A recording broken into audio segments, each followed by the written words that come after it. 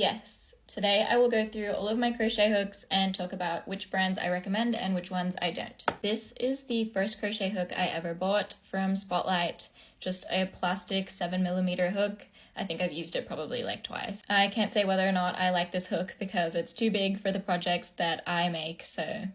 Next, I have these Clover crochet hooks. I love them so much that I am going to be stocking them on my website when my yarn brand launches. I have every single size in my drawers, but I'm saving them for you guys, so I only have these 3 currently. I then bought all of these hooks off of Amazon in a crochet kit. I would not recommend these hooks because they get caught and they are not easy to work with, but as a beginner, these types of crochet kits are much more affordable and give you access to every single size, so I think that's a positive, but they are not the best quality. I also have this 10mm clover hook that I use for all my jumbo plushies, which I love. Next, I have my Tulip Edemo Rose crochet kit. I absolutely love these crochet hooks. They're one of my favorites. I use them all the time, but they are super expensive. I paid 150 Australian dollars off of Facebook Marketplace, so that is secondhand. But it does come with this little pouch and some accessories, so I think it was worth it for me as a hobbyist, but maybe not as a beginner. I have these crochet hooks from Hamanaka. They are another one of my favorites. I absolutely love these hooks. They are much more affordable, high quality hooks compared to the Clover and the Tulip. They were only 45 Australian dollars off of Amazon, but they are really hard to get since they're from Japan, so I am going to be stocking them in my shop as well when my yarn launches. But I absolutely love that there are 2 different sizes on each hook, so they are great for travel and super smooth and high quality. I also have this random 4mm tulip hook from before I bought my rose kit. Lastly, I have a bunch of these 5mm crochet hooks that I bought off of eBay. These ones I use for my crochet kits that I sell. They are great because they're super affordable, so I'm able to keep the cost of my crochet kits low, and for a beginner, this is all you really need. And those are all of my crochet hooks. You definitely do not need as many as I have. I think just getting 1 or 2 sets is more than enough. O verão de 2024 promete com a volta do crochê.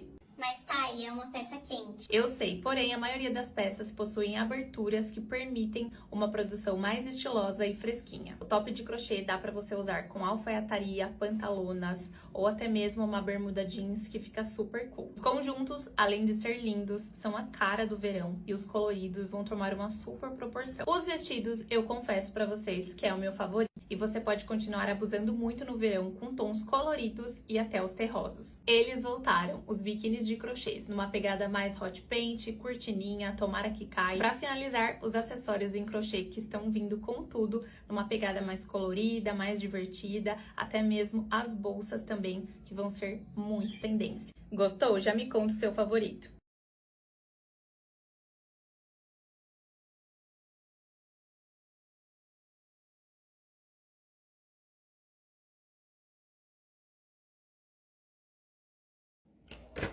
New crochet hook haul. These are the Prim Ergonomics, made in Germany, 5-piece set. I got them for $40. Hurts my feelings. And let's check them out.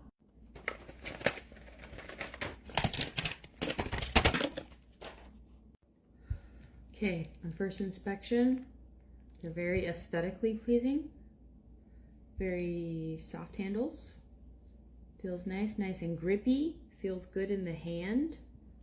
If you have hypermobility issues or arthritis, these probably would feel pretty good.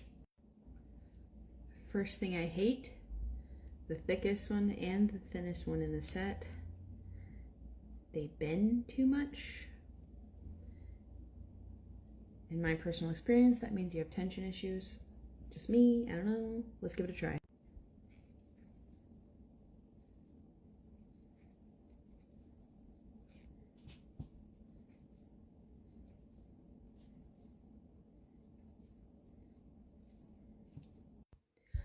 Okay, one thing that really bothers me.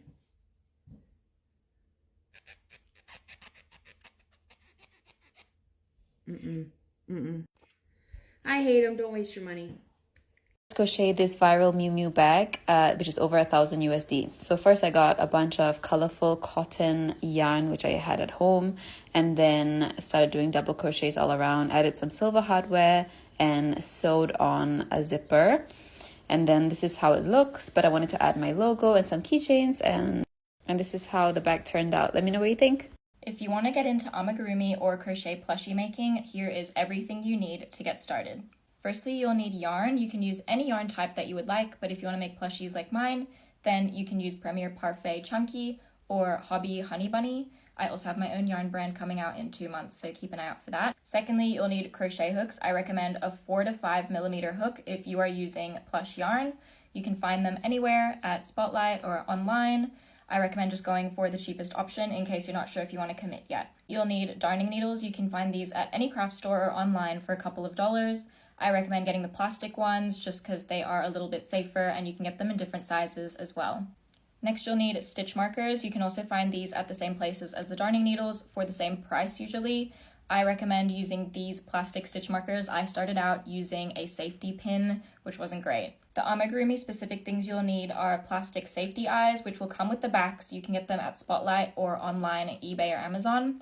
And you will need polyester filling. You can also get these at Spotlight or online. And lastly, you will need some online resources to learn how to crochet. I'll show you a couple of ones that I used to get started. So I used this crochet chick tutorial on YouTube from Willow Art Studio, and I watched this 5 Must Know Beginner Skills by the Mary J over and over again while I was learning how to do the chick.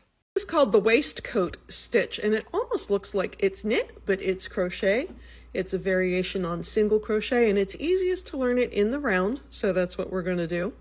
It doesn't matter how many stitches you have in your round, there is no stitch multiple, and I want to encourage you to use a crochet hook that is bigger than you normally would, because this is a very dense fabric, which means the stitches run tight.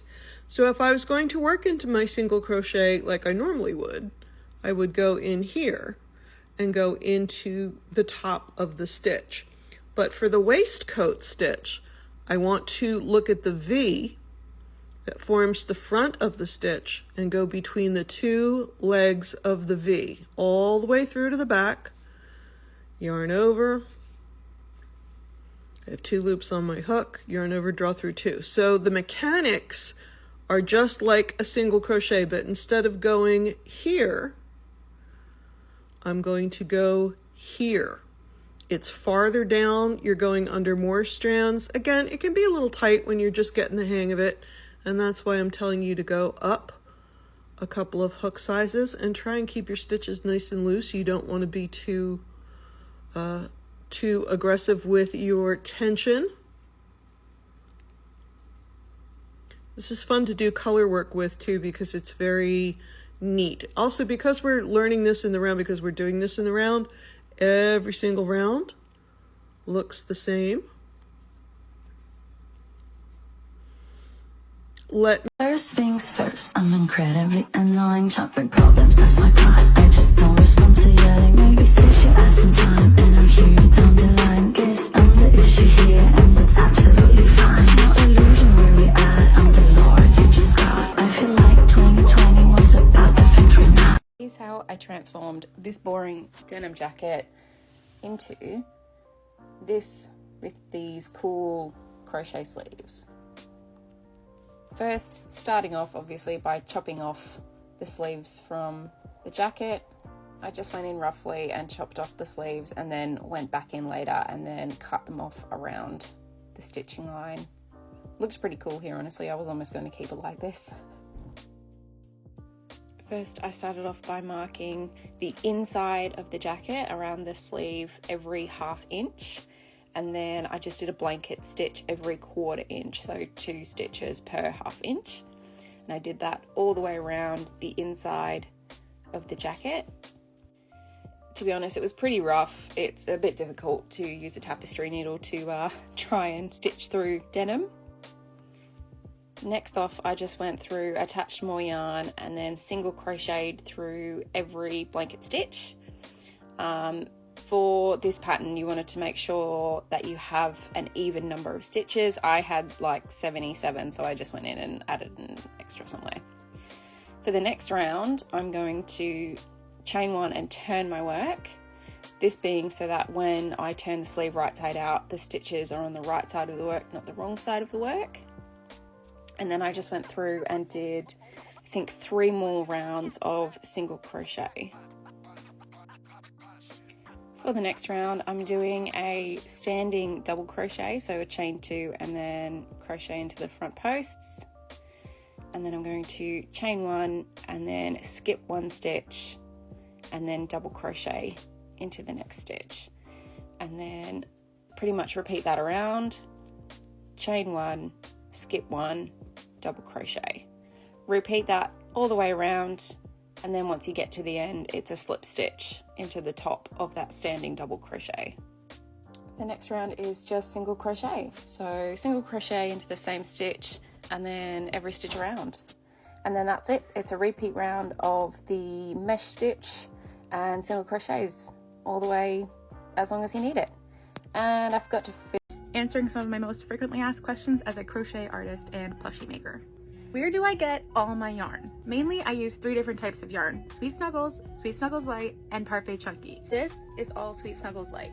You can only get it at Michael's. It's the Loops and Threads brand, and it is a size 6 yarn. I use a 5.5mm hook. I'm in Canada. I don't know how available it is everywhere else, but when colors come in stock, grab them. This is Sweet Snuggles size 7. It's the bigger, thicker style of Sweet Snuggles, and it is a size 7 yarn. I use an 8mm hook with this. Also, you can only get this at Michael's. Once again, I have both the Sweet Snuggles Light and Sweet Snuggles linked in my bio. It's not affiliated, it's just so that you can see where they come from. Lastly, we have Parfait Chunky from Premier Yarns. I am in Canada, like I said, so I get all of my Premier yarns from L'Artisan. You can find them in the link in my bio. Tammy runs it and she's awesome. Personally, this is like my 3rd favorite yarn because it is just a little bit too thin for my liking. I like Sweet Snuggles Light. It's a bit thicker. You can kind of see the difference. But my favorite thing is all of the different color options that they have. I love the color options of this brand. Hope that helps. I've made a lot of crocheted and knitted toys, and while the final product may look similar, there are a lot of differences. The first and most clear cut is that one is crocheted and one is knitted. In crochet, you use 1 crochet hook, and in knitting, you use 2 or more knitting needles. The next difference is in the way crocheted and knitted toys are constructed. Most crocheted toys are crocheted in the round, starting with something called a magic ring. But for knitted toys, you have the option to knit flat or in the round on double pointed needles. You may be surprised, but toys that are knit flat can be just as 3-dimensional as toys that are knitted in the round. And the biggest difference between the two is that a toy that is knit flat is going to require a lot more seaming than a toy that was knitted in the round. But one of the biggest differences is going to be in the availability of patterns. You'll find tons of crocheted toy patterns, while finding knitted toy designs are going to be a little harder to find. Whether you decide to crochet or knit toys, there is one thing for sure: they are both adorable. Crochet a graduation stool with me. Since our school mascot is the Gamecocks and we go by Cocky, I want to write Cox on it. I don't have a lot of whites, so I'm going to have to change between a couple of different whites that I have left over, so it's not going to look great, but I think the concept's going to be really fun. Since the spacing between each letter is 6 stitches, and I would obviously want to have at least 2 stitches on each side of the letter so that you can easily read it, I'm going to have 6 plus 4 equals 10 stitches. So that means I'm chaining 10 stitches, technically 11 with the fact that I'm doing a single crochet. So I got to turn my work 4, 5, 6. Okay, so this is what my C is looking like. And I had chained the 6 here, added 2 on the side, so I had 10. And then I went from bottom to top of this alpha pattern.